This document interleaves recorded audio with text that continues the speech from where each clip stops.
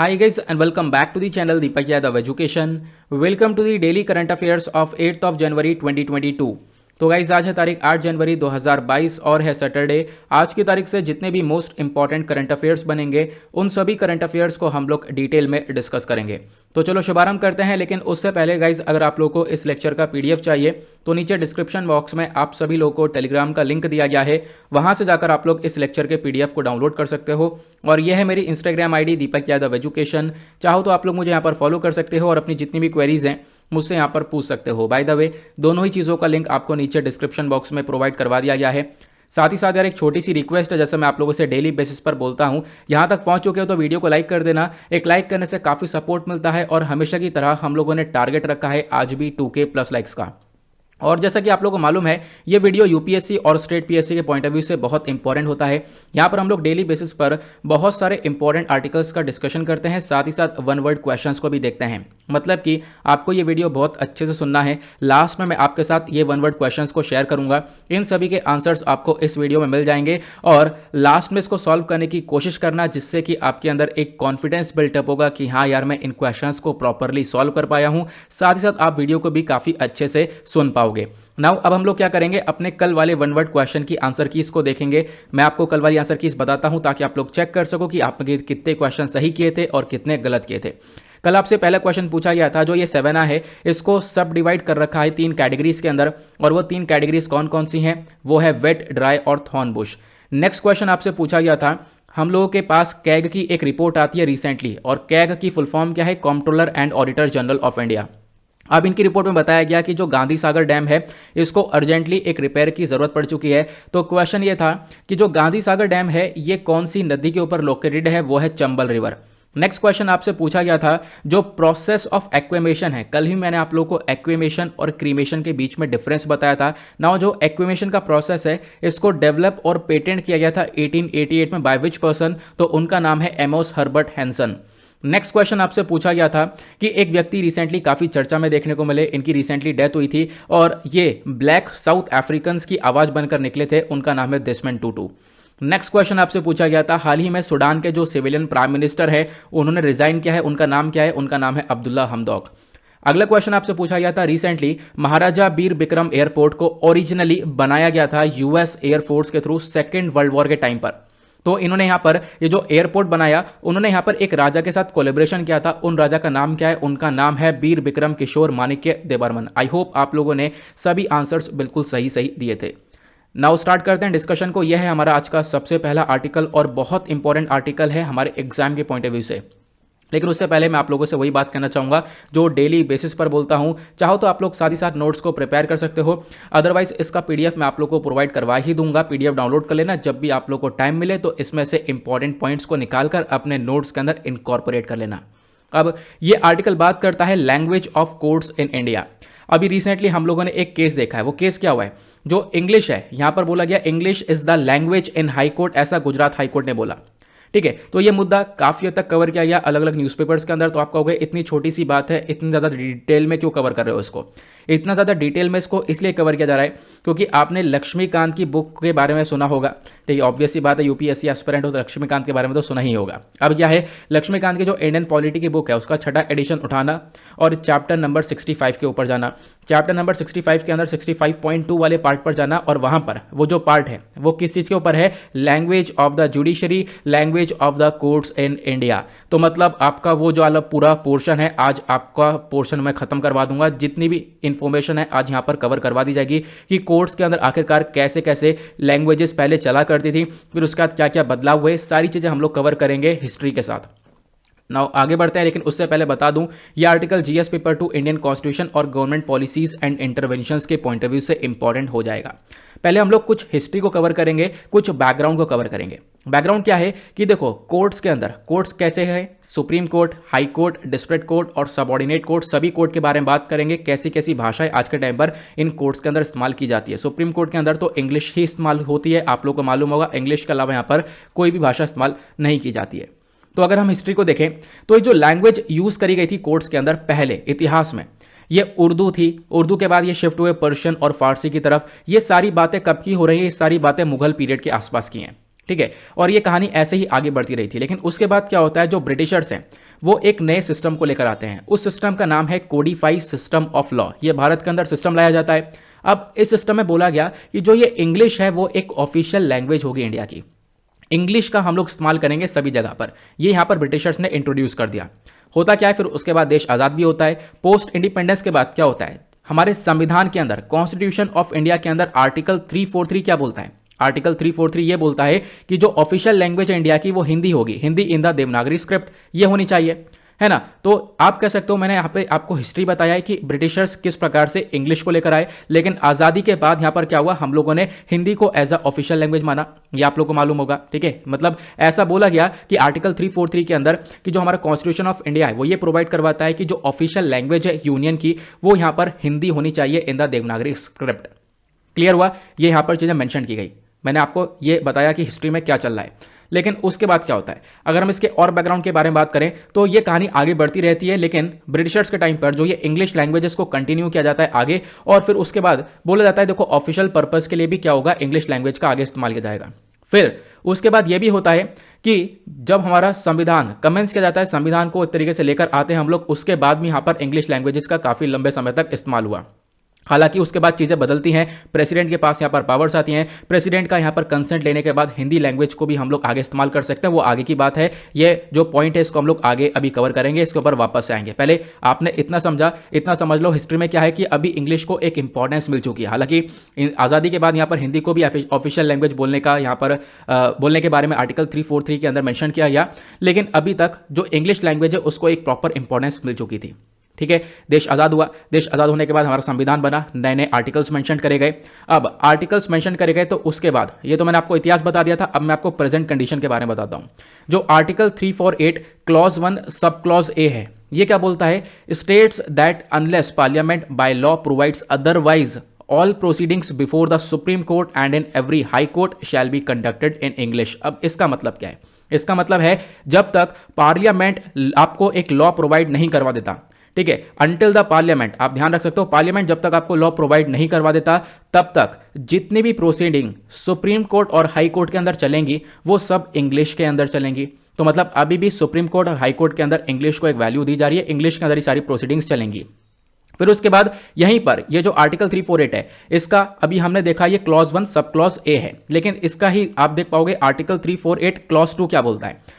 Clause 2 यहां पर यह बोलता है कि देखो आर्टिकल 348 होने के बावजूद भी, यहां पर आर्टिकल 348 होने के बावजूद भी क्या होता है, जो इस आर्टिकल 348 क्लॉज 2 के अंदर क्या होता है, जो गवर्नर है, गवर्नर ऑफ अ स्टेट में with previous consent of the president authorize the use of Hindi or any other language used for any official purpose proceedings in the high court। अब इसका मतलब क्या है, देखो यहाँ पर सुप्रीम कोर्ट के बारे में कोई चीज़ें मेंशन नहीं करी गई। सुप्रीम कोर्ट के अंदर सारी कहानी इंग्लिश के थ्रू ही चलेगी, वहाँ पर इंग्लिश से ही प्रोसीडिंग्स होंगी, जो भी जजमेंट्स आएंगे वो इंग्लिश के अंदर आएंगे। तो सुप्रीम कोर्ट में कहानी इंग्लिश की चल रही है।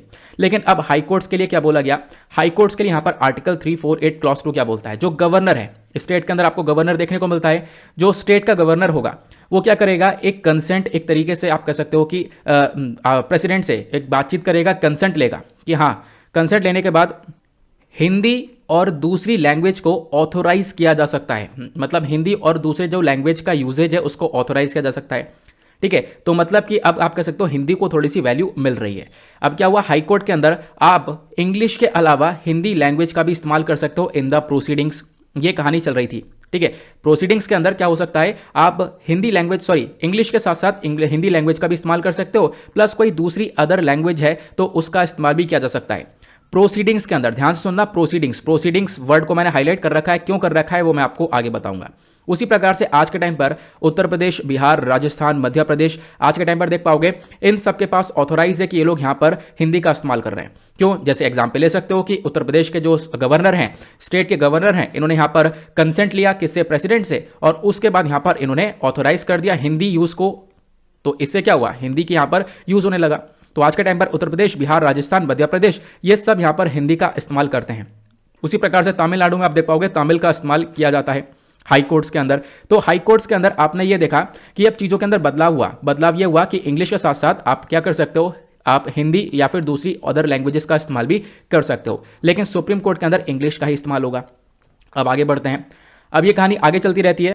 और उसके बाद बताया गया तभी तो हमारे संविधान ने इंग्लिश को एज अ प्राइमरी लैंग्वेज रखा है। सुप्रीम कोर्ट के अंदर, हाई कोर्ट्स के अंदर अभी भी यहाँ पर इंग्लिश को एक बहुत ज़्यादा महत्व दिया जाता है ना, यह हम लोगों ने देखा। लेकिन मैंने आपको अभी एक वर्ड बताया था किस चीज़ के बारे में, मैं इसको थोड़ा सा क्लियर कर देता हूँ। यहाँ पर आप लोगों ने एक वर्ड देखा, वो है प्रोसीडिंग्स।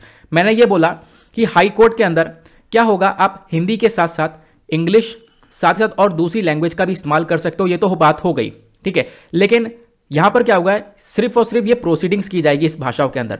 मतलब आप इंग्लिश के अलावा हिंदी लैंग्वेज का इस्तेमाल कर सकते हो, लेकिन हिंदी लैंग्वेज में आप क्या करोगे, प्रोसीडिंग्स ही करोगे, ठीक है। आप प्रोसीडिंग्स करोगे। अब होता क्या है, प्रोसीडिंग्स कर का मतलब क्या है, आप वहां पर सारी चीजें लेकर चल सकते हो, लेकिन जो जजमेंट आएगा लास्ट में, जजमेंट क्या होना चाहिए, वो सिर्फ और सिर्फ इंग्लिश के अंदर आएगा, ये यहां पर बताया गया, ठीक है। तो अभी तक ये कहानी चल रही है कि जजमेंट जो है वो इंग्लिश के अंदर आएगा, और जो प्रोसीडिंग्स हो सकती हैं, जो भी यहाँ पर काम चल रहा है कोर्ट्स के अंदर, वो आप लोग हिंदी या फिर दूसरे लैंग्वेज के अंदर भी कंडक्ट कर सकते हो। क्लियर हुआ। अब हम लोग आगे बढ़ते हैं, फिर उसके बाद ये चीज़ें आगे बढ़ती रहती हैं। उसके बाद आता है ऑफिशियल लैंग्वेज एक्ट 1963, ठीक है। अब यहाँ पर आपने देखा ये सारी चीज़ें जो जो चल रही थी पहले, आपने वो देख लिया। अब यहाँ पर ऑफिशियल लैंग्वेज एक्ट 1963 आता है, तो इसके अंदर कुछ और बदलाव हो गए। बदलाव क्या हो गए, यहाँ पर फिर से जो स्टेट का गवर्नर है, गवर्नर ऑफ अ स्टेट के पास यहाँ पर फिर से पावर आती है। ये लोग क्या करेंगे, ये लोग यहाँ पर अगेन प्रेसिडेंट से कंसेंट लेंगे। प्रेसिडेंट से यहाँ पर एक तरीके से राजगी लेने के बाद हिंदी दूसरी ऑफिशियल लैंग्वेज का भी यहाँ पर ऑथोराइज यूज किया जा सकता है, ठीक है। तो मतलब अगेन वही वाली कहानी जैसे आप लोगों ने समझा, कोई भी स्टेट ऑफ अ गवर्नर क्या कर सकता है, प्रेसिडेंट के कंसेंट के साथ साथ यहाँ पर कंसेंट देने के बाद जो हिंदी लैंग्वेज है प्लस कोई और दूसरी ऑफिशियल लैंग्वेज है वो यहाँ पर इस्तेमाल कर सकता है इन एडिशन टू इंग्लिश। मतलब इंग्लिश के साथ साथ इन दोनों भाषाओं का भी इस्तेमाल हो सकता है हाई कोर्ट के अंदर। किन चीज़ों के अंदर, जजमेंट, डिक्री, कोई भी ऑर्डर पास हो रहा है, इन सब चीज़ों के अंदर इन भाषाओं का इस्तेमाल हो सकता है, ठीक है। फिर उसका यहाँ पर क्या होता है, ये कहानी को और आगे बढ़ाते हैं।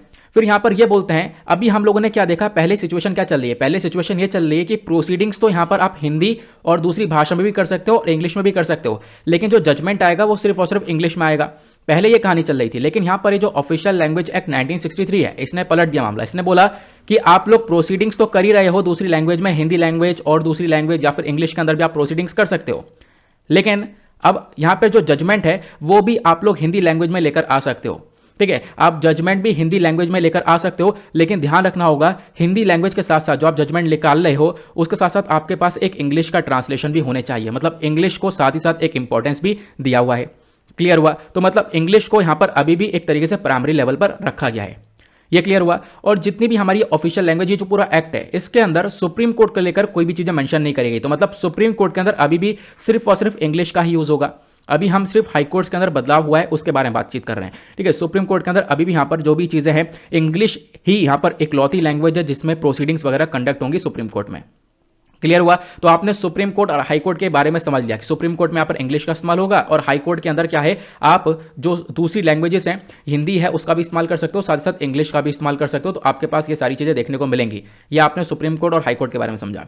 अब बात करते हैं सबऑर्डिनेट कोर्ट के बारे में। जो सबऑर्डिनेट कोर्ट्स हैं इनके अंदर कौन सी भाषा का इस्तेमाल होता है, तो यहाँ पर जो स्टेट गवर्नमेंट है उनके पास ये पावर्स हैं कि वो कोई भी रीजनल लैंग्वेज को as a alternative language use कर सकते हैं कोर्ट की प्रोसीडिंग्स के लिए। तो यहाँ पर सबऑर्डिनेट कोर्ट्स के अंदर आप कर सकते हो कोई भी दूसरी लैंग्वेजेस का इस्तेमाल किया जा सकता है, ठीक है। तो स्टेट गवर्नमेंट के पास पावर है कि डिक्लेयर कर देना कोई भी रीजनल लैंग्वेज को as an alternative language for the proceedings of the court. तो कोई भी रीजनल लैंग्वेजेस, मान लो सबऑर्डिनेट कोर्ट्स आपको देखने को मिलेंगे जगह जगह पर, तो कोई भी रीजनल लैंग्वेज वहां पर चलाई जा सकती है, कोई भी रीजनल लैंग्वेज के अंदर कोर्ट के अंदर प्रोसीडिंग्स की जा सकती है। लेकिन जो जजमेंट वगैरह है वो इंग्लिश में भी आएगा, तो आपको ध्यान रखना है, ठीक है। ये चीजें यहां पर लगातार मेंशन की गई हैं। अब उसके बाद बात आती है किनकी, डिस्ट्रिक्ट कोर्ट्स की। आपने यहां पर सुप्रीम कोर्ट के बारे में समझ लिया, हाई कोर्ट के बारे में समझ लिया, सबऑर्डिनेट कोर्ट के बारे में समझ लिया। अब बात करते हैं डिस्ट्रिक्ट कोर्ट के बारे में। डिस्ट्रिक्ट कोर्ट के बारे में चीजें मेंशन करी गई हैं section 272 of the code of criminal procedure 1973 के अंदर। यहां पे बोला कि देखो, इसमें भी यहां पे बोला है कि जो लैंग्वेज यूज करी गई है डिस्ट्रिक्ट कोर्ट्स के अंदर shall be in the regional language. तो वो रीजनल लैंग्वेज भी हो सकती है जब यहां पर स्टेट गवर्नमेंट उसको डायरेक्ट कर ये काम किया सकता है। मतलब स्टेट गवर्नमेंट उसको डायरेक्ट कर एज अ रीजनल लैंग्वेज भी वहां पर इस्तेमाल करवा सकता है। तो रीजनल लैंग्वेज का भी हम लोग इस्तेमाल कर सकते हैं। तो मतलब क्या हुआ, आपने देखा सुप्रीम कोर्ट, हाई कोर्ट के अंदर यहाँ पर ज़्यादातर क्या देखने को मिलेगा, ज़्यादातर यहाँ पर आपको देखने को मिलेगा लैंग्वेज को लेकर थोड़ा सा कंसर्न। बाकी जो आपके डिस्ट्रिक्ट कोर्ट हैं और सबऑर्डिनेट कोर्ट्स हैं यहाँ पर ज़्यादा कंसर्न नहीं है, यहाँ पर रीजनल लैंग्वेजेस का भी इस्तेमाल किया जा सकता है। क्लियर हुआ। अब क्वेश्चन ये है कि हम लोग इंग्लिश को इतना इंपॉर्टेंस क्यों दे रहे हैं, इसके पीछे के कारण क्या है। देखो, पहला कारण तो ये आता है कि सबसे पहली बात, हमारे पूरे देश भर में अगर हम बात करें तो जितने भी केसेस हैं वो देश से आते हैं और साथ ही दूर दूर से भी, मतलब दूसरी कंट्री से भी निकल कर आते हैं। ठीक है, कंट्री के साथ साथ और भी, मतलब पूरे देश से निकल कर आते हैं। बहुत सारे केसेस आते हैं सुप्रीम कोर्ट के अंदर। अब जो जजेस हैं, लॉयर्स हैं सुप्रीम कोर्ट के, वो भी यहाँ पर पूरे देश से आ रहे हैं। ठीक है, अलग अलग जगह से आ रहे हैं। और बहुत सारी जगह पर आप कह सकते हो बहुत सारे जो स्टेट है वो नॉन हिंदी स्पीकिंग स्टेट है। ठीक है, तो इसी वजह से इंग्लिश को एज अ इंपॉर्टेंस दिया गया कि इंग्लिश सभी के लिए है। ठीक है, अब यहाँ पर इंग्लिश के अंदर एक यूनिफॉर्मिटी आपको देखने को मिलेगी। और होता क्या है, जो बहुत सारे जजेस होते हैं वो दूसरी भाषा के अंदर इतने फेमिलियर हो नहीं पाते हैं, तो अच्छे से चीज़ों को देख नहीं पाते, डॉक्यूमेंट्स को रीड नहीं कर पाते, फिर उसके बाद अच्छे से केस की सुनवाई नहीं कर पाते। तो इसी वजह से यहाँ पर इंग्लिश को एज अ इंपॉर्टेंस रखा गया है और इंग्लिश का यहाँ पर इस्तेमाल किया जाता है। अब इसका इंपॉर्टेंस आपको क्या देखने को मिलेगा, नीड क्या है, ज़रूरत क्या है, एक तो को यूनिफॉर्मिटी बनी रहती है। ठीक है, आज के टाइम पर जो भी हमारा जुडिशियल सिस्टम है भारत के अंदर, वो काफ़ी अच्छी तरीके से डेवलप हो चुका है। ठीक है, अब एक तरीके से इंग्लिश से क्या हुआ है, एक यूनिफॉर्मिटी बनी रहती है, सभी जगह पर इंग्लिश को अब अवेलेबल करवा दिया गया है। ईजी एक्सेस रहता है, जो लॉयर्स होते हैं, साथ साथ जो जजेस होते हैं, वो आराम से यहाँ पर चीज़ों को एक्सेस कर पाते हैं क्योंकि ये सारी चीज़ें इंग्लिश में है। तो ये मतलब कह सकते हो कि काम जो है काफ़ी आसान सा हो जाता है इन लोगों के लिए। तो इसी वजह से यहाँ पर इंग्लिश को एज अ इंपॉर्टेंस यहाँ पर दिया गया है कुछ खासकर। आई होप आप लोगों को सारी चीज़ें अच्छे से क्लियर हो चुकी हैं। आपका एक टॉपिक लक्ष्मीकांत का भी कवर हो चुका है। तो फटाफट वीडियो को लाइक कर देना, एक लाइक करके आप अपना सपोर्ट दिखा सकते हो। आगे बढ़ते हैं अगले आर्टिकल पर। अगला आर्टिकल भी बहुत ज़्यादा इंपॉर्टेंट है। यहाँ पे चर्चा की गई है यूनाइटेड नेशन सिक्योरिटी काउंसिल के बारे में। अब ये क्या है तो हम समझेंगे यूनाइटेड नेशन सिक्योरिटी काउंसिल आखिरकार काम कैसे करता है। आर्टिकल जीएस पेपर 2 के पॉइंट ऑफ व्यू से इंपॉर्टेंट होगा। सिलेबस के अंदर आप देख पाओगे अलग अलग टॉपिक्स को मेंशन किया गया है। ये न्यूज़ में क्यों है, क्योंकि अभी यूनाइटेड नेशन सिक्योरिटी काउंसिल को नए 5 नॉन परमानेंट मेंबर्स मिल चुके हैं। और यूएनएससी ये बिल्कुल वही वाला यूएनएससी है जिसके अंदर 10 नॉन परमानेंट मेंबर्स होते हैं और 5 परमानेंट मेंबर्स होते हैं। अब ये 10 नॉन परमानेंट है तो ऑब्वियसली बातें चेंज होते रहेंगे। तो अभी नए 5 नॉन परमानेंट मेंबर्स आ चुके हैं। और ये नए 5 मेंबर्स कौन कौन से हैं, वो है अल्बानिया, ब्राज़ील, गैबोन, घाना और यूनाइटेड अरब एमिरेट्स। आपको ध्यान रखना है ये 5 मेंबर्स। उसके बाद अब ये 5 आए हैं तो पहले वाले 5 तो रिप्लेस हुए होंगे, क्योंकि इन्होंने रिप्लेस किया होगा तभी तो ये 5 आए हैं। रहेंगे तो 10 ही नॉन परमानेंट मेंबर्स। तो पहले 5 कौन से हटे हैं तो आपको ध्यान रखना है कि इनका टर्म खत्म हो चुका है। बेसिकली वो है Estonia, Niger, Saint Vincent and Grenadines, उसके बाद तुनीशिया और वियतनाम। ये आपको 5 नेशंस देखने को मिलेंगे जिनका टर्म खत्म हुआ। इनकी जगह पर ये वाले 5 नेशंस आ चुके हैं। अब जो ये इन कंट्रीज के बारे में बात करें जो कि नए 5 नॉन परमानेंट मेंबर बने, इनकी कंडीशन क्या क्या है।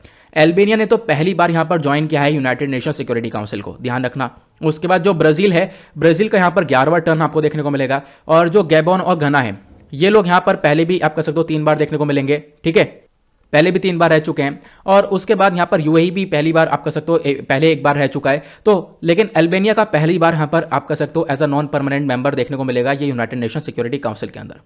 क्लियर हुआ, आगे बढ़ते हैं। अब यहाँ पर इस आर्टिकल को इंडियन एक्सप्रेस ने किया है और भी वेरियस न्यूज़पेपर्स इसको यहाँ पर कवर कर चुके हैं, तो इसी वजह से आर्टिकल इंपॉर्टेंट है। अब बात करते हैं हम लोग यूनाइटेड नेशन सिक्योरिटी काउंसिल के बारे में। आखिरकार ये काउंसिल क्या है, कैसे यहाँ पर सारा काम चलता है, इंडिया का क्या महत्व है, प्लस इसके अंदर इंडिया किस प्रकार का रिफॉर्म्स चाहता है। तो यहाँ पे बात करें जो ये यूनाइटेड नेशन सिक्योरिटी काउंसिल है, इसको बनाया गया था, एस्टेब्लिश किया गया था यूनाइटेड नेशन चार्टर के थ्रू 1945 में। और आज के टाइम पर ये जो यूएनएससी है, ये यूनाइटेड नेशन का one of the 6 principal organ है। मतलब यूनाइटेड नेशन के आज के टाइम पर आपको 6 ऑर्गन्स देखने को मिलते हैं। 6 ऑर्गन्स कौन कौन से हैं तो वो है द जनरल असेंबली, उसके बाद trusteeship council, economic and council, उसके बाद इंटरनेशनल कोर्ट ऑफ जस्टिस और उसका सेक्रेटेरिएट। तो मतलब आपको गए तो 5 हुए, 5 ये हुए। तो छठा कौन सा है, छठा यूनाइटेड नेशन सिक्योरिटी काउंसिल। ठीक है, तो इसी वजह से तो बोला गया one of the 6 principal organ देखने को मिलेगा यूएन का। अब क्या है, इन यूनाइटेड नेशन सिक्योरिटी काउंसिल का मेन काम क्या है, इनकी मेन रिस्पॉन्सिबिलिटी है दुनिया भर में शांति और सिक्योरिटी को मेंटेन करना। और इनका जो हेडक्वार्टर है वो न्यूयॉर्क के अंदर लोकेटेड है, तो इसके बारे में ध्यान रख सकते हो। अब मेंबर्स कितने हैं तो ध्यान में रखना है इसके बारे में। यूनाइटेड नेशन सिक्योरिटी काउंसिल के अंदर आपको टोटल 15 मेंबर्स नजर आते हैं। 5 परमानेंट मेंबर्स होते हैं और 10 नॉन परमानेंट मेंबर्स होते हैं। और जो ये 10 नॉन परमानेंट मेंबर होते हैं ये 2 साल के लिए इलेक्ट किए जाते हैं। ठीक है, और जो ये 5 परमानेंट मेंबर हैं, हमेशा ऑब्वियसली बात है, नाम इनका दर्शा रहा है, परमानेंट ही रहेंगे। ये 5 परमानेंट मेंबर्स कौन कौन से हैं, वो है United states of America, Russia, France, China और यूके। नेक्स्ट यहाँ पर क्या बोलता है, इंडिया के बारे में अगर हम बात करें तो इंडिया एक नॉन परमानेंट मेंबर्स है और नॉन परमानेंट मेंबर है। और करंटली भी आज के टाइम पर इंडिया एक मेंबर है लेकिन नॉन परमानेंट। ठीक है, तो इंडिया यहाँ पर अपना 8वीं बार यहाँ पर as a non permanent member enter कर चुका है यूएनएससी के अंदर। तो आपको ध्यान रखना है, इंडिया का यहाँ पर अभी 2 साल पूरा होगा। ठीक है, तो उसके बेसिस पर यहाँ पर क्या होगा, आगे इंडिया की जो भी आप कह सकते हो इंडिया की जो मेंबरशिप वो खत्म होगी, उसकी जगह कोई दूसरा मेंबर आएगा। क्लियर हुआ। लेकिन अभी यहाँ पर करंटली मेंबर देखने को मिलेगा 5 मेंबर जो हटे हैं जिनका टर्म पूरा हुआ है, मैंने आपको बता दिया, वो 5 मेंबर ये वाले देखने को मिलेंगे, इनकी जगह पर ये नए 5 मेंबर आ चुके हैं। आगे बात करते हैं। अब होता क्या है, देखो हर साल जो ये जनरल असेंबली है ये हर 5 मेंबर्स को इलेक्ट करती है, मतलब जो ये 10 नॉन परमानेंट मेंबर्स हैं इसमें से हर साल 5 मेंबर्स नए इलेक्ट होते हैं। तो आज के टाइम पर आपने यही देखा 5 मेंबर्स गए और 5 मेंबर्स नए आ चुके हैं, वो चीज़ें चल रही हैं, वो सिंपल सी बात है जो कि आप लोग समझ चुके हो। ठीक है, अब होता क्या है यहाँ पर, ये जो 15 मेंबर्स है टोटल, ये लोग सब प्रेसिडेंसी संभालते हैं यूनाइटेड नेशन सिक्योरिटी काउंसिल की। और जो ये प्रेसिडेंसी होती है इसके अंदर एक रोटेशन होता है, हर महीने यहाँ पर प्रेसिडेंसी यहाँ पर चेंज होती रहती है, तो आप लोग ध्यान रखना रोटेशन होता रहता है। आगे बढ़ते हैं। अब वोटिंग पावर के बारे में बात करें तो इन कंट्रीज के पास क्या वोटिंग पावर है? बिल्कुल वोटिंग पावर देखने को मिलेगी, हर एक मेंबर के पास एक 1 वोट आपको देखने को मिलेगा। बट इसका आगे क्या बोला गया, decision of the security council on matters are made by an affirmative vote of 9 members including the occurring votes of the permanent members और no vote from one of the 5 permanent members blocks a passage of resolution. इसका मतलब क्या है, बहुत simple शब्दों में समझने की कोशिश करना। मैंने आपको बताया 5 परमानेंट मेंबर्स है, कौन कौन से, यूके, उसके बाद यहाँ पर अमेरिका, देन उसके बाद रशिया, देन उसके बाद फ्रांस, देन उसके बाद चाइना, ये 5 परमानेंट मेंबर्स हैं। इन परमानेंट मेंबर्स के पास पावर है लेकिन वीटो पावर है।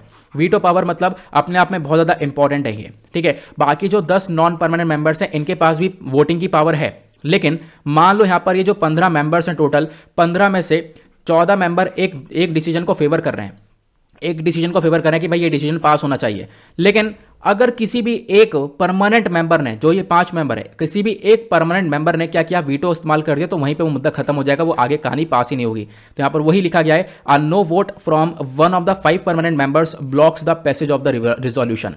मतलब कि अगर एक भी ये जो परमानेंट मेंबर है इनमें से एक भी यहाँ पर मेंबर अगर किसी भी डिसीजन से राजी नहीं है, अपना वीटो इस्तेमाल कर देगा, तो इससे यहाँ पर वो कहानी आगे बढ़ेगी नहीं, वो रिजोल्यूशन आगे बढ़ेगा ही नहीं। क्लियर हुआ? तो पावर्स आपको सबके पास देखने को मिलेंगी, लेकिन जो ये 5 परमानेंट कंट्रीज हैं इनके पास सबसे ज़्यादा पावर्स हैं। अब हम बात करते हैं इंडिया का यूनाइटेड नेशन सिक्योरिटी काउंसिल के अंदर क्या रोल देखने को मिलेगा। तो इंडिया ने यहाँ पर एक एक्टिव पार्ट लिया था United nation declaration of human rights को तैयार करने में। ठीक है, इसको फॉर्मुलेट करने में भारत ने एक बहुत इंपॉर्टेंट रोल निभाया था। ठीक है, हमने यूडीएचआर को बनाया, भारत का एक बहुत बड़ा रोल रहा है 1947 से लेकर 1948 के बीच में। साथ ही साथ भारत ने साउथ अफ्रीका के अंदर जो भेदभाव चल रहा था, कलर को लेकर भेदभाव चल रहा था, उसके अगेंस्ट में बहुत सारी आवाजें उठाई हैं। ठीक है, उसके बाद क्या हुआ, इंडिया ने और भी बहुत सारी चीज़ों को तैयार किया, अलग अलग जो इंपॉर्टेंट इश्यूज है उनके ऊपर अपने डिसीजन को भारत ने दिया था। ठीक है, अलग अलग डेडली कॉन्फ्लिक्ट्स निकल कर आए और शांति को बनाने के लिए अफ्रीका के अंदर बहुत सारे डिसीजंस भारत ने दिए, तो भारत ने अपने आप में एक इंपॉर्टेंट रोल प्ले किया है। ठीक है, उसके बाद बोला गया इंडिया ने बहुत ज़्यादा एक्सटेंसिवली कंट्रीब्यूट किया है। ठीक है, मतलब देश भर में शांति और सिक्योरिटी को बनाने के लिए भारत ने एक बहुत बड़ा कंट्रीब्यूशन दिया, ये भी यहाँ पर देखने को मिलेगा। उसके बाद यहाँ पे बोला भारत ने लगभग 43 पीस कीपिंग मिशंस के अंदर पार्टिसिपेट किया और भी अपने बहुत सारे लगभग 1,60,000 के आसपास जो ट्रूप्स है उनका कंट्रीब्यूशन किया, और भी बहुत सारे जो पुलिस पर्सनल्स हैं उनका कंट्रीब्यूशन किया। तो भारत का contribution United nation security council के लिए अपने आप में बहुत ज़्यादा है, हद से ज़्यादा है। ठीक है, तो यहां पर आप देख पाओगे इंडिया की पॉपुलेशन हो, चाहे वो टेरिटोरियल साइज हो, GDP, economic potential, civilisation legacy, cultural diversity, political system, ये सारी चीजें आप देख पाओगे। इन सब का एक बहुत ज्यादा कंट्रीब्यूशन किया है भारत ने यूनाइटेड नेशन सिक्योरिटी काउंसिल के लिए। तो इससे हम लोग क्या उम्मीद रख सकते हैं कि इससे उम्मीद ये रख सकते हैं कि भारत को एक परमानेंट सीट मिलनी चाहिए यूएनएससी के अंदर। रेशनल ये बात है, रेशनल मतलब लॉजिकल ये बात आपको देखने को मिलेगी। ठीक है, ये बात लॉजिकली से यहां पर देखने को मिलेगी, भारत का इतना बड़ा कंट्रीब्यूशन है तो भारत को कम से कम एक परमानेंट सीट तो दो, भारत को तो परमानेंट मेंबर बना दो यूएनएससी के अंदर। भारत इसी की मांग करता है, इसी को लेकर हम लोग रिफॉर्म्स आते हैं कि परमानेंट कंट्रीज के अंदर जो ये 5 कंट्रीज है इसके अंदर भारत को भी ऐड किया जाए। क्लियर हुआ? तो आज के टाइम पर यूनाइटेड नेशन सिक्योरिटी काउंसिल के अंदर दिक्कतें क्या क्या है वो मैं आपको समझाता हूं। पहला पॉइंट क्या है, पहली दिक्कत है absence of records and text of meetings. मतलब कि जो भी मीटिंग्स हो रही हैं उनका कोई रिकॉर्ड्स, कोई भी यहाँ पर टेक्स्ट वगैरह एज अ मतलब आप कह सकते हो ना प्रूफ वगैरह, एविडेंस वगैरह कुछ भी ऐसा रखा नहीं गया है। उसके बाद जो power play in the UNSC के अंदर देखें तो यूनाइटेड नेशन सिक्योरिटी काउंसिल के अंदर पावर्स किसके पास है मैंने आपको बता दिया। हालांकि पावर्स सबके पास है, लेकिन जो ये 5 परमानेंट मेंबर्स हैं इनके पास ज्यादातर पावर्स देखने को मिलेगी, इनके पास वीटो पावर देखने को मिलेगी। और ये आज के टाइम पर एनेक्रोनिज्म है। एनेक्रोनिज्म मतलब आज के टाइम पर ये सूट नहीं करेगा, ये ओल्ड फैशन हो चुका है। ठीक है, आज के टाइम पर चीजें बदल चुकी हैं। भारत का एक बहुत बड़ा रोल है, भारत एक बहुत बड़ी कंट्री है, पॉपुलेशन काफी ज्यादा है, तो हम लोग को भी एक रिप्रेजेंटेशन मिलना चाहिए यूनाइटेड नेशन सिक्योरिटी काउंसिल के अंदर, ये यहाँ पे बोला गया। तो दिक्कत ये भी है कि जो पावर्स है 5 ही कंट्रीज के पास आपको सारी पावर्स देखने को मिलेंगी। उसके बाद यहाँ पर जो डिवीजन है वो काफी बढ़ चुका है। डिवीजन मतलब यहां पर आप देख पाओगे यूनाइटेड नेशन के अंदर जो मेंबरशिप है इसको लेकर काफी बड़ा डिसीजन देखने को मिलेगा। एक तरफ परमानेंट कंट्रीज हैं और दूसरी तरफ आप देख पाओगे जो नॉन परमानेंट कंट्रीज हैं। परमानेंट कंट्रीज के पास यहां पर सारी पावर्स है, इनकी मर्जी है, किसी चीज को रोकना है तो रोक सकते हैं, किसी चीज को पास करना है तो पास कर सकते हैं, ठीक है। लेकिन क्या है, उनके पास जो परमानेंट मेंबर्स हैं, जो नॉन परमानेंट मेंबर्स हैं, उनके पास इतनी सारी पावर्स देखने को मिलती नहीं है। उसके बाद यहां पर अंडर प्रेजेंटेशन ऑफ ऑर्गेनाइजेशन देखने को मिलेगा, मतलब कि आपने 5 कंट्रीज आसपास की तो रख ली अपनी, लेकिन India, Germany, Brazil, south Africa, इनमें से भी किसी ना किसी को एक इंपॉर्टेंट यहां पर एक परमानेंट मेंबर बनना चाहिए था। क्योंकि आप ये देख पाओगे इसमें कौन कौन सी कंट्रीज है, यूनाइटेड स्टेट्स हुआ, यूएस के साथ साथ यहां पर आप देख पाओगे और भी कंट्रीज, यूरोप से निकल कर आया, यूके निकल कर आया, तो यहां पर ये कंट्रीज आज के टाइम पर रोल निभा रही हैं।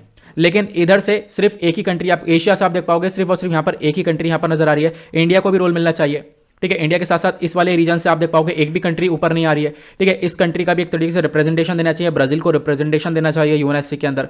उसके बाद अफ्रीका से रिप्रेजेंटेशन देना चाहिए, मतलब दुनिया भर से रिप्रेजेंटेशन तो देना चाहिए ना। या आपने यहां पर रिप्रेजेंटेशन दे दिया, नीचे यहां पर कौन रिप्रेजेंटेशन देगा, ठीक है। तो ये यहां पर बोला गया कि आज के टाइम पर ये काफी हद तक जरूरत है कि इसके अंदर बदलाव हो। आई होप आप लोगों को चीजें अच्छे से क्लियर हो चुकी हैं। नेक्स्ट आर्टिकल पर आते हैं। अगला आर्टिकल बात करता है जगन्नाथ टेम्पल एक्ट 1954 के बारे में। अभी रिसेंटली यहां पर इस एक्ट के अंदर किया गया है बदलाव। Article GS paper 1 temple architecture के पॉइंट ऑफ व्यू से इंपॉर्टेंट हो जाएगा। तो हाल ही में क्या हुआ है, हाल ही में एक हिस्टोरिक डिसीजन निकल कर आया है। ओडिशा की जो स्टेट कैबिनेट है, इन्होंने अप्रूव कर दिया कि हम लोग क्या करेंगे, जो जगन्नाथ टेम्पल एक्ट है 1954 वाला, इसके अंदर अमेंडमेंट करेंगे, इसके अंदर बदलाव करेंगे। बदलाव क्या हुआ है मैं आपको आगे समझाऊंगा, ठीक है। आर्टिकल आप देख पाओगे इंडियन एक्सप्रेस ने कवर किया हुआ है। तो पहली बात तो यहाँ पर आप देख पाओगे, मैं इसको थोड़ा सा हिस्ट्री के पॉइंट ऑफ व्यू से डिस्कस करूंगा, थोड़ा सा हम लोग इतिहास के पॉइंट ऑफ व्यू से समझने की कोशिश करते हैं। 1806 की बात है, साल 1806 की बात है। होता क्या है, जो ब्रिटिश गवर्नमेंट होती है, ब्रिटिश गवर्नमेंट यहाँ पर एक रेगुलेशन को इशू करते हैं। ये यहाँ पर जगन्नाथ टेम्पल के मैनेजमेंट के ऊपर काम करते हैं। जगन्नाथ को वो जगन्नाथ टेम्पल बोला करते थे, ठीक है। अब इन रेगुलेशंस के अंडर में क्या हुआ, जो ये पिलग्रिम्स थे, मतलब जो भी यहाँ पर श्रद्धालु थे, जो टेम्पल घूमने जाते थे, टेम्पल को विजिट करते थे, उन सबको टैक्सेस वगैरह पे करने पड़ जाते थे, ठीक है। ये चीज़ यहाँ पर देखने को मिलती थी।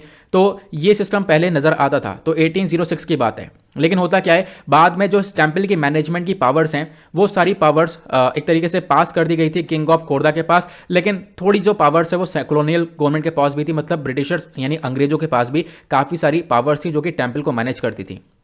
उसके बाद क्या होता है, इंडिया को इंडिपेंडेंस मिलता है, इंडिया आज़ाद होता है, और उसके बाद जगन्नाथ टेम्पल एक्ट को इंट्रोड्यूस किया जाता है, जो कि 1952 वाला नाम दिया गया है, ठीक है। 1952 में इस एक्ट को बनाते हैं, लेकिन ये वर्किंग में आता है 1954 के अंदर। इस एक्ट के अंदर क्या बोला गया, इस एक्ट के अंदर बोला गया जो भी यहाँ पर टेम्पल है, देखो हुआ क्या है ना, ये जो जगन्नाथ टेम्पल है, ये आपको ओडिशा में देखने को मिलेगा, कहाँ पर, इस पूरी वाले रीजन के अंदर, ठीक है। इसको हम लोग पूरी टेम्पल ही बोलते हैं। जगन्नाथ टेम्पल अपने आप में 4 धाम के अंदर आता है। आपको मालूम होगा हमारे देश के 4 धाम कौन कौन से हैं। इधर आपको बद्रीनाथ नजर आएगा, ठीक है, टेम्पल बद्रीनाथ, ऊपर यहाँ उसके बाद नीचे आपको देखने को मिलेगा टेम्पल द्वारका, इधर यहाँ पर रामेश्वरम में आपको ये देखने को मिलेगा। उसके बाद यहाँ पर ये पूरी है, इसको हम लोग 4 मठ के तौर पर भी जानते हैं। जो मठ हैं ये बेसिकली यहाँ पर ये मठ एस्टेब्लिश करे गए थे आदि शंकराचार्य जी के थ्रू। ये भी आपको मालूम होगा, रिसेंटली ये भी चर्चा में थे, इनके बारे में डिस्कशन किया था हम लोगों ने। तो इन्होंने यहाँ पर 4 वैदिक मठ को एस्टेब्लिश किया था भगवान आदि शंकराचार्य जी ने। और वो मठ के आप देख पाओगे यहाँ पर वेदों के हिसाब से भी देखा जाता है। हालांकि यहाँ पर मठ, ये इसको ज्योतिर्मठ बोला जाता है, ठीक है। जो ऊपर वाला आपको देखने को मिलेगा बद्रीनाथ वाला, इधर वाला जो एरिया वाला है, यहाँ पर ये वाला एरिया आपको देखने को मिलेगा, यहाँ पर इसको हम लोग द्वारका शारदा मठ के नाम से जानते हैं, ठीक है। इधर आपको ये वाला जो एरिया देखने को मिलेगा, यहाँ पर बोला जाता है श्रृंगेरी मठ के नाम से। तो उसके बाद ये वाला जो एरिया, जो जगन्नाथ टेम्पल वाला एरिया, यहाँ पर आपको गोवर्धन मठ देखने को मिलेगा। तो ये मठ यहाँ पर इन्होंने एस्टेब्लिश किए थे कंट्री के 4 हिस्सों में, जिसको हम लोग 4 धाम के नाम से भी आज के टाइम पर जानते हैं। ये आपको ध्यान रखना है, ठीक है। ओडिशा में कहाँ पर ये पूरी टेम्पल है या जगन्नाथ टेम्पल है, आप लोगों ने देख लिया। अब हुआ क्या, ये जो टेम्पल है, ये टेम्पल के आसपास का जो लैंड है, बहुत सारा लैंड यहाँ पर टेम्पल के अंडर में आता है, ठीक है। टेम्पल के अंडर में आता है, जगन्नाथ टेम्पल के अंडर में यहाँ पर ये सारा लैंड, इसके आसपास की बहुत सारी जमीन इसके टेम्पल के अंडर में ही देखने को मिलती है, जहां पर बहुत सारे लोग आज के टाइम पर रह रहे हैं। ये आपको क्लियर करना है। तो इस एक्ट के अंदर क्या प्रोविजन थे, जो भी लैंड है, land on the rights of the temple, temple के अंडर में जो भी लैंड आ रहा है, वो सब यहाँ पर यही जो है मैनेज करेंगे, ये यहाँ पर ये बोला गया था, ठीक है। और आप कह सकते हो जो स्टेट गवर्नमेंट है, स्टेट गवर्नमेंट के पास सारी पावर है। स्टेट गवर्नमेंट यहाँ पर, स्टेट गवर्नमेंट के बिना ये जो लैंड है इसको आगे हम लोग बेच नहीं सकते या रेंट पर नहीं दे सकते। ये सारी पावर्स इस एक्ट के अंदर थी। तो मतलब स्टेट गवर्नमेंट के पास पावर थी, तो अब स्टेट गवर्नमेंट से ये पावर ले ली गई है। पहले आपको क्या करना था, आप जैसे मान लो ये टेम्पल है, टेम्पल के आसपास के और भी बहुत सारे एरियाज है, दूर दूर तक एरियाज फैले पड़े हैं, वहां पर लोग रह रहे हैं, वो सब टेम्पल के अंडर में आता है।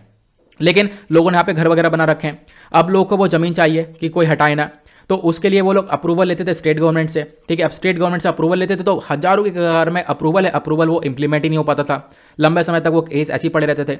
तो अब क्या है, वो स्टेट गवर्नमेंट से अप्रूवल की जरूरत नहीं पड़ेगी, no approval will be required from the state government. अब आप लोग यहां पर एक काम कर सकते हो, लेकिन ये सारी पावर्स किसके पास पहुंची हैं, तो आपको किससे अप्रूवल लेना पड़ेगा, तो ये जो पावर है ये सारी दे दी गई है टेम्पल एडमिनिस्ट्रेशन को, जो ये टेम्पल का एडमिनिस्ट्रेशन है, टेम्पल को मैनेज कर रहा है, उसके पास यहाँ भी सारी पावर्स हैं। वो टेम्पल एडमिनिस्ट्रेशन सारी चीजें देखेगा, चाहे वो लैंड की सेल हो, चाहे वो लैंड को यहाँ पर रेंट पर दिया जाए, चाहे उसको बेचा जाए, जो भी यहाँ पर जगन्नाथ टेम्पल के अंडर में आ रहा है, तो वो सब पावर्स यहाँ पर टेम्पल एडमिनिस्ट्रेशन के अंडर में आ चुकी हैं। सिंपल सा फंडा है, स्टेट गवर्नमेंट के पास से पावर्स ले ली गई और उसके बाद यहां पर ये सारी पावर्स टेम्पल एडमिनिस्ट्रेशन के पास में आ चुकी हैं। क्लियर हुआ? आपको मैंने जगन्नाथ टेम्पल के बारे में बता दिया है। अब जगन्नाथ टेम्पल के बारे में कुछ फैक्ट्स बता देता हूं आपको, जो कि बहुत ज्यादा इंपॉर्टेंट है। सबसे पहली बात, जो ये टेम्पल है इसको बोला जाता है, इसको कंस्ट्रक्ट किया गया था 12th सेंचुरी में बाय किंग अंतवर्मन चोड़ागंगा देव के थ्रू यहां पर बनाया गया था, जो ईस्टर्न गंगा डायनेस्टी से बिलोंग कर रहे थे। ठीक है, तो यहाँ पर किंग का नाम जरूर ध्यान रखना। उसका जगन्नाथपुरी टेम्पल को हम लोग यहाँ पर यमुना का तीर्थ भी बोलते हैं। ठीक है, ध्यान रखना इसके बारे में। उसके बाद यहाँ पर इसको यमुना का तीर्थ भी क्यों बोलते हैं, क्योंकि बोला जाता है हिंदू बिलीफ के अकॉर्डिंग बात करें, जो पावर ऑफ ह्यूम है, यम मतलब गॉड ऑफ डेथ, तो यहाँ पर गॉड ऑफ डेथ नलीफाई हो जाता है। क्यों? क्योंकि यहाँ पर लॉर्ड जगन्नाथ प्रेजेंस हैं। ठीक है, लॉर्ड जगन्नाथ की प्रेजेंस की वजह से जो गॉड ऑफ डेथ है वो यहाँ पर नलीफाई हो जाता है, ऐसा यहाँ पे बताया गया। ये जो टेम्पल है, तो आपको ध्यान रखना है, क्वेश्चन बन सकता है, जगन्नाथ टेम्पल को भी हम लोग व्हाइट पगोड़ा बोलते हैं, और जगन्नाथ टेम्पल आज के टाइम पर 4 धाम का पार्ट है। मैंने आपको बता दिया, बद्रीनाथ, द्वारिका और पुरी, यहाँ पे मतलब जगन्नाथ, और उसके बाद रामेश्वरम वाला एरिया, ये आपको 4 धाम देखने को मिलते हैं। उसके बाद जब आप जगन्नाथ टेम्पल जाओगे तो यहाँ पर आपको 4 दरवाजे, 4 गेट्स देखने को मिलते हैं। 4 गेट कैसे कैसे हैं देख पाओगे, ये गेट्स आपको देखने को मिलेंगे। हालांकि पिक्चर क्लियर नहीं है, लेकिन समझने के लिए काफ़ी मैं आपको बता देता हूँ। एक यहाँ पर गेट है सिंह द्वार, दूसरा यहाँ पर आपको टाइगर गेट देखने को मिलेगा, तीसरा आपको अश्व द्वार देखने को मिलेगा, और उसके बाद हस्ती द्वार, मतलब अलग अलग यहाँ पर आप देख पाओगे चीज़ों से डिनोट किया गया है। सिंह द्वार लायन गेट बोला जाता है, इसको हम लोग टाइगर गेट बोलते हैं, इसको हम लोग यहाँ पर हॉर्स गेट बोलते हैं, और इस वाले गेट को हम लोग एलिफेंट गेट भी बोलते हैं। तो इसके बारे में ज़रूर ध्यान रखना। उसका यहाँ पर आपको एक तरीके से ये आपको स्तंभ भी देखने को मिल जाता है। ठीक है, इसको हम लोग क्या बोलते हैं, अरुण स्तंभ। ठीक है, तो यहाँ पर इसके बारे में ज़रूर ध्यान रखना। ये छोटी छोटी चीज़ें जो कि आपके यहाँ पर क्वेश्चन बना देती हैं। तो ये टेम्पल आपको देखने को मिलेगा पुरी के अंदर, चीज़ें क्लियर हो चुकी हैं। नाउ अगर हम बात करें ओडिशा के अंदर, आपको और भी बहुत सारे इंपॉर्टेंट और पॉपुलर मॉन्यूमेंट्स देखने को मिलते हैं। रिसेंटली हमने कोणार्क सन टेम्पल के बारे में बात की थी, है ना, तो कोणार्क सन टेम्पल भी यहाँ पर लोकेटेड है, यूनेस्को वर्ल्ड हेरिटेज साइट है। लिंगराज टेम्पल भी ओडिशा में है, इसके ऊपर यूपीएससी क्वेश्चन पूछ चुका है ऑलरेडी। कोणार्क सन टेम्पल के ऊपर यूपीएससी क्वेश्चन पूछ चुका है ऑलरेडी। ठीक है, तारा तारिणी टेम्पल यहाँ पर देखने को मिलेगा, उदयगिरी और खंदिरी केव्स भी आपको यहीं पर देखने को मिलेंगे। उसके बाद आपको जगन्नाथ टेम्पल के बारे में तो पता ही है, यहाँ पे यथ यात्रा वगैरह भी निकलती है, बहुत ज़्यादा पॉपुलर होती है। जो ओडिशा वाले लोग होंगे वही यहाँ पर इन चीज़ों को अच्छे से, बहुत ज़्यादा अच्छे से बता सकते हैं। बहुत खूबसूरत जगह है यहाँ पर। ठीक है, बहुत शानदार से टेम्पल्स आपको यहाँ पर देखने को मिलेंगे। नाउ उसके बाद अगेन ओडिशा की बात करने वाले हैं। आज का एक और लास्ट आर्टिकल है, वीडियो थोड़ा सा आज मैंने छोटा ही रखा है, आर्टिकल कुछ खास नहीं थे, लेकिन यहाँ पर चिलिका लेक के बारे में चर्चा की गई है। तो इसको मैं द हिंदू न्यूज़पेपर में ऑलरेडी डिस्कस कर चुका था, लेकिन मैंने सोचा यहाँ पर आपको बता दूँ, क्योंकि बहुत सारे लोग वो वीडियो नहीं देख पाते हैं, ये वीडियो बहुत सारे लोग देखते हैं, तो उनके लिए यहाँ पर इस आर्टिकल को मैं छोड़ना नहीं चाहता था, क्योंकि इंपॉर्टेंट है। तो ओडिशा के अंदर आपको चिलिका लेक देखने को मिलेगी, चर्चा में क्यों है उसको समझाता हूं। आर्टिकल जीएस पेपर 3 कंजर्वेशन के पॉइंट ऑफ व्यू से इंपॉर्टेंट हो जाएगा। द हिंदू न्यूज़पेपर के साथ साथ वेरियस न्यूज़पेपर्स इसको कवर कर चुके हैं। अब अगर हम बात करें, चर्चा में इसलिए है क्योंकि वाटर बर्ड स्टेटस सर्वे 2022, ये जो सर्वे है, इस सर्वे को कंडक्ट किया गया चिलिका लेक पर, चिलिका झील पर, और सर्वे को कंडक्ट करने के बाद पता ये चला लगभग 11 लाख जो वाटर बर्ड हैं, ठीक है, 11 लाख यहाँ पर जो वाटर बर्ड हैं, ये सब वेटलैंड डिपेंडेंट स्पीशीज हैं, वो सब यहाँ पर इस लेक को विजिट करी थी। मतलब 11 लाख के आसपास जो वाटर बर्ड हैं वो सब इस झील पर आई थी, माइग्रेट करी थी, जिसको हम लोग माइग्रेशन बोलते हैं।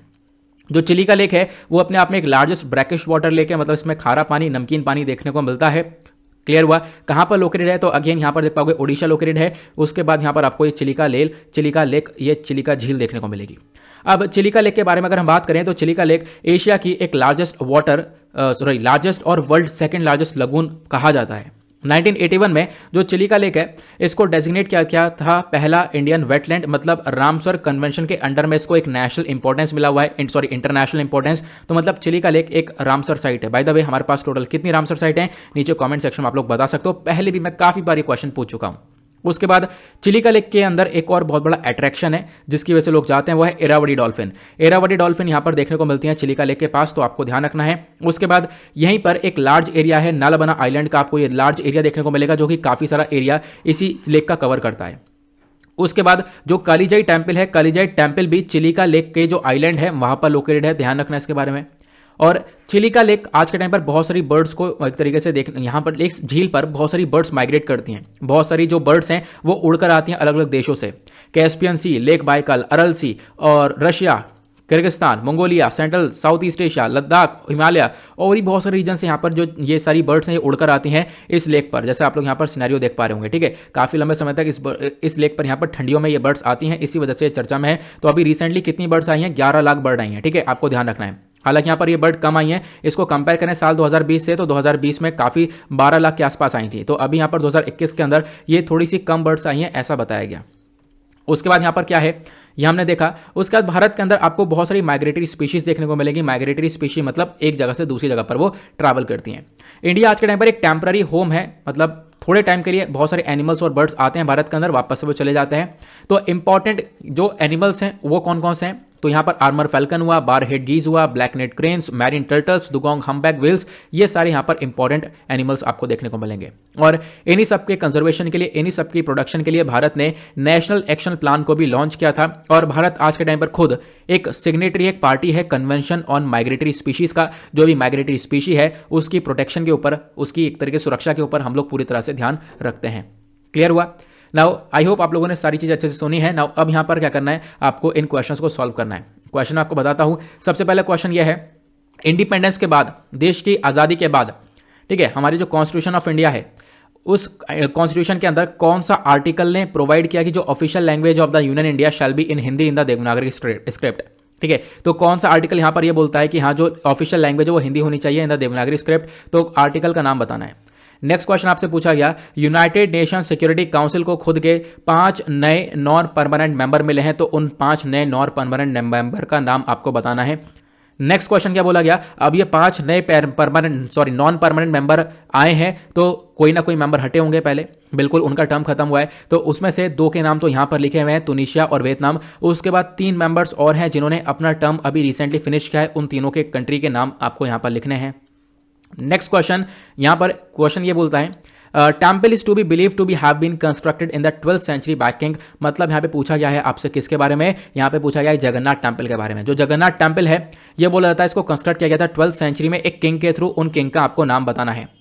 नेक्स्ट क्वेश्चन पूछा गया, एक टेम्पल है, मतलब वही क्लियर हो चुका है, इसका आंसर मैं आपको दे चुका हूँ। एक टेम्पल है जिसको हम लोग व्हाइट पगोड़ा के नाम से भी जानते हैं।